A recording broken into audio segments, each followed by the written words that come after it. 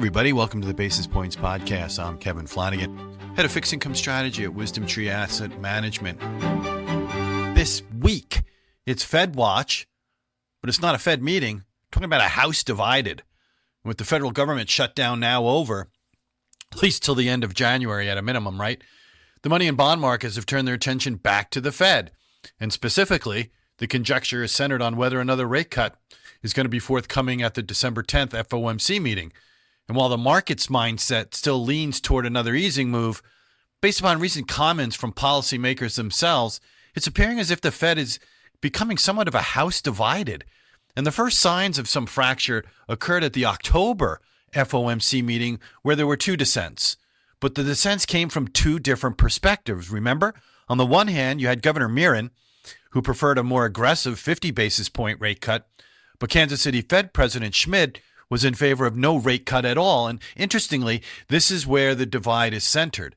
It appears as if the governor contingent is more amenable for future declines in the Fed funds trading range, but the regional bank presidents have taken on a more cautious stance and at times questioned whether any further rate cuts are needed at all. In fact, just last week, 6 regional bank presidents, San Francisco's Daly, Minneapolis' Kashkari, St. Louis's Musilam, Boston's Collins, Dallas's Logan, and Cleveland's Hammock all stated in one form or another that policy needed to be cautious and be mindful of stubborn inflation, which remains too high. In addition, Kashkari even went so far as to say that the resilient economy called for a rate pause in October. Then on Friday, this past Friday, Kansas City President Schmidt doubled down on his dissent by saying that further rate cuts won't patch job market cracks, but could drive inflation pressures. So for those counting, that is half of the total amount of Fed regional bank presidents, 6 out of the 12. In fact, 3 out of the 6 are also voting members on the FOMC. That's where it gets interesting. And it's more than just coincidence that these Fed presidents are all publicly expressing their views at this point.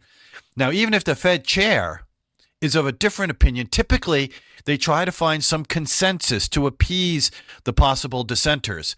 And that's more than likely why Powell stated at the October FOMC presser that a December rate cut was far from a foregone conclusion. What about the data, right? And you've got to be asking yourself that because the shutdown's over.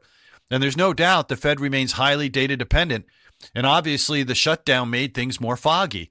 However, economic reports will probably begin flowing in the weeks, if not days ahead. But some October data may be missing, such as the unemployment rate and CPI, because they're based on household surveys that never took place. So what's the bottom line? No matter what Fed officials may be saying, it's going to all come down to the data, specifically the labor market data.